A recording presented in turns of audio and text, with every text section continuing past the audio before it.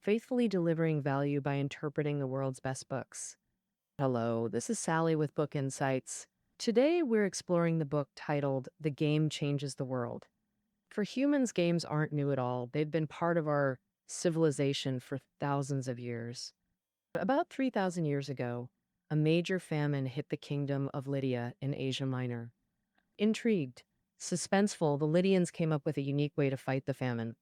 They spent a whole day playing games first, because while playing, they didn't feel hungry. Then they ate normally the next day. Using this method, they survived an 18-year-long famine. During that time, they invented dice and tons of other games. Modern folks love gaming even more. In the US alone, there are 183 million active gamers, averaging 13 hours a week on games. Ordinary people love games, and elites are no different. 61% of top execs like CEOs and CFOs at big US firms play games during breaks daily. In China, there are at least 200 million online gamers, with 6 million playing over 22 hours weekly, like a part-time job. But many folks have biases against games, thinking it's unproductive and wastes time. This book flips that common view upside down. The author, Jane McGonigal, is a world-class game research and development director. Her years of research prove games aren't pointless fun. Instead, they bring loads of positive effects. Today's breakdown is split into two parts. In part one, I'll cover how games work and why people adore playing them so much. In part two, I'll discuss the positive impacts gaming can have on life and society. All right, let's dive into part one, the operating mechanisms of games. Bernard Suits was an American philosopher studying the philosophy of games and sports. He once said that playing a game is willingly tackling unnecessary obstacles. Take golf, for instance. You could just walk to each hole and drop the ball in by hand. That's the most efficient way. But as a game, golf makes you happily stand far from the hole, swing over and over till you sink the ball. How do games make us willingly overcome obstacles? This requires explaining the fundamental structure of games, whether it's childhood hide and seek, Tetris on the Famicom, or Honor of Kings on mobile phones. All games worldwide contain four basic elements: goals, rules, feedback systems, and voluntary participation. Take a classic game, Tetris. Your goal is to stack falling blocks while minimizing gaps between them. According to the rules, you can only move blocks left or right or rotate them. Block shapes appear randomly, and their falling speed gradually increases. Notice this is an unwinnable game. If you keep playing, you'll inevitably lose. But when you successfully stack blocks, you instantly receive three types of feedback. First, visually, you see row after row of blocks swiftly disappearing. Second, quantitatively, your score continuously rises on the screen. Third, qualitatively, you feel the escalating challenge as blocks pile higher. So even though players can quit anytime, they still eagerly welcome the endless falling blocks. With these four elements, goals, rules, feedback, and voluntary participation, games gain their captivating foundation. But this still doesn't explain our passion for gaming. To understand, we must discuss games' special function, providing hard fun.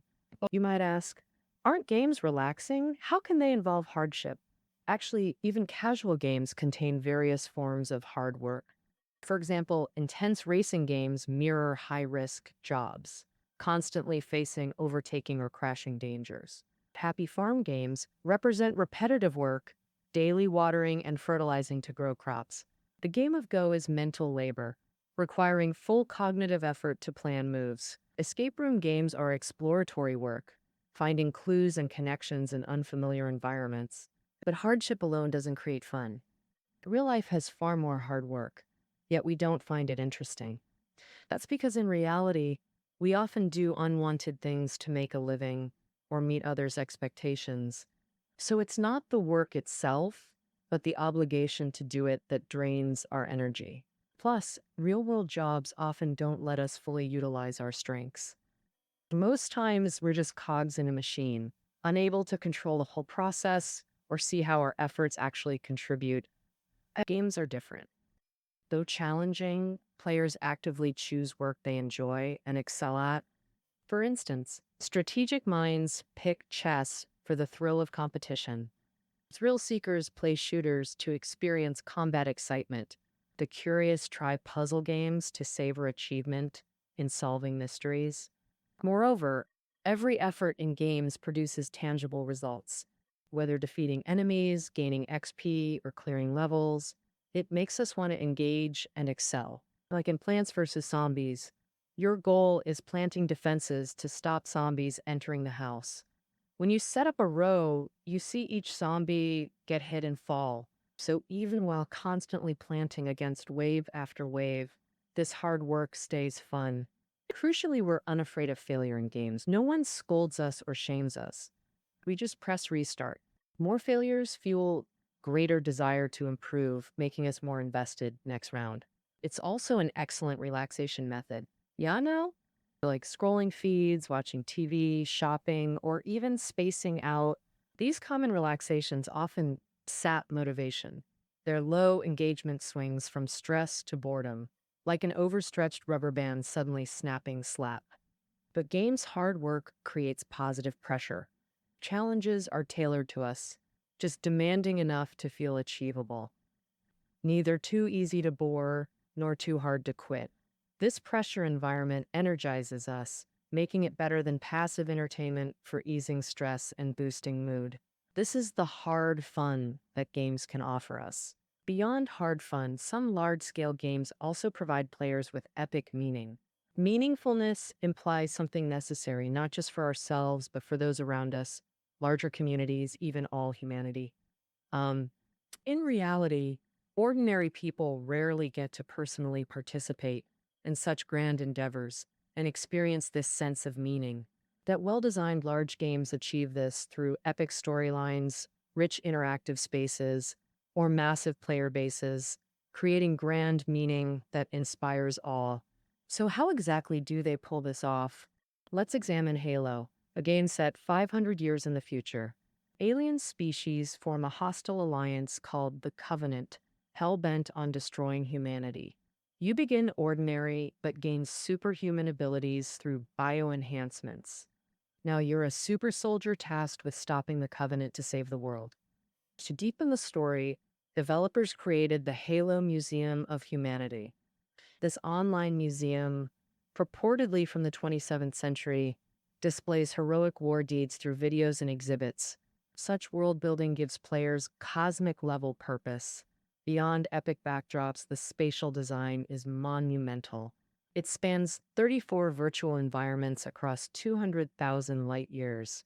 Transitioning between levels, you might shift from a bustling Kenyan market to a sanctuary at the galaxy's edge. Besides grand spaces, the player scale is colossal. In Halo, players form Earth's largest army, over 15 million strong. They fight for the UN Space Command's interests in this sci-fi universe. What does that mean? It equals the combined active military of the world's 25 most powerful nations. Fighting alongside this super army is itself a monumental feat. All right, now that we grasp gaming's mechanics and appeal, let's explore the second question. What can gaming bring to life and society? Positive impacts. First, for individuals, games can unlock players' potential. There's a gaming term for this, epic win. What does it mean? It means unexpected success beyond expectations, like a comeback victory or winning with a surprise move. When you achieve this, your heart races with excitement and pure joy. Game designers often enhance this with dazzling visuals and music to amplify your victory. Beyond surprise, what else does an epic win offer? Its greatest value is reshaping our view of what's possible, massively unlocking potential. Simply put, no matter our previous limits, after an epic win, we believe we can achieve more and get better results. Nike developed a gamified running system called Nike Plus. With sensors in Nike shoes, running data transmits wirelessly to your iPod, showing pace or distance. Plugging in later, uploads data and gives online rewards. Each kilometer earns points, accumulate enough to level up. Like martial arts, Nike Plus uses colored tiers. yellow belt for beginners, black belt for experts. Beyond gradual leveling, Nike Plus also creates epic win opportunities, like trophies for personal best times. Say you usually take 45 minutes for 7 kilometers, but today finish in 39. Before catching breath, a famous athlete's cheers burst through your headphones. Congrats! You just set a personal record. Here's your trophy. Previously, you never imagined running under 40 minutes, just jogging casually. But after one surprising epic win, you realize you're a runner with real potential. Your limits aren't 45 minutes. Maybe you'll bravely tackle a marathon next. Beyond this, games also teach cooperation and build social connections. Years of research show gamers, especially online gamers, excel at one thing: cooperation. In fact, online gamers are the world's most cooperative people. Since ancient times, playing together has required coordinated effort. Whether card games, chess, or sports, all multiplayer games rely on cooperative agreements, agreeing to shared rules, goals, coordinating attention, resources, and playing synchronously while keeping pace with teammates. In games, players depend on each other. Every game session hones your ability to fulfill collective commitments. Massive online games expand cooperation. Larger, more distributed efforts that build virtual communities connecting strangers to share experiences and fight together. Many large games feature guilds, player-formed communities for shared goals. Beyond teaming up for battles and quests, guild interactions build deep bonds. Daily logins aren't just for gaming, they're for chatting with others. Need gear? Just ask. They'll toss unused items your way. Encounter an unknown monster? Ask in guild chat, a crowd will explain. Though virtual, player interactions feel profoundly real, united and caring, so you never fight alone. Players develop tangible connections, like making real-life friends, pursuing shared goals through shared activities, without conflicts of interest, makes these bonds stronger than reality. For society, gaming thinking mobilizes people to solve real problems. In 2009, over 20,000 British netizens jointly uncovered MPs' abuse of public funds for personal expenses. Over 300 MPs from Britain's 3 major parties were implicated in this expenses scandal. The investigation led to dozens of MPs resigning and sparked reforms in UK government transparency. How did ordinary citizens gain such immense power? You'd never guess they did it through gaming. The leaked government documents were overwhelming. Relying solely on journalists would have taken forever. So, The Guardian UK developed a game to crowdsource the investigation, converting files into 400 kilobytes or more online documents accessible to anyone for review. Within 3 days, players reviewed 170,000 files with 56% participation, mobilizing thousands into a political reform movement through gaming. This time, they weren't just protesting, they invested time creating evidence for change. Crucially, gamers solved this real-world problem faster than any organization. Beyond major issues like investigating MPs, even chores can be gamified. Take Chore Wars. Players level up by completing tasks, just like other games. But it's an alternate reality game, ARG, blending virtual elements into real-world roleplay, meaning all in-game tasks must be physically completed. It even adds challenges to mundane chores, like washing 20 plates in 5 minutes or mopping one-handed. Each completed task earns XP, virtual coins, skill points, or loot. The more tasks you finish, the stronger your virtual avatar becomes, more satisfying than a clean room. This design transforms tedious chores into something appealing. Players race to tackle tough chores just to level up their characters faster. That's how Core Wars achieves the seemingly impossible. By adding unnecessary obstacles and rewarding feedback, it turns grueling chores into a fun, collective adventure. Beyond solving current real-world problems, games also prepare us for future challenges. Here, we'll mention 2 types of games. One is called God Dash games. In these games, players have godlike powers, managing everything and deciding the evolution of the world. For example, there's a strategy game called Civilization.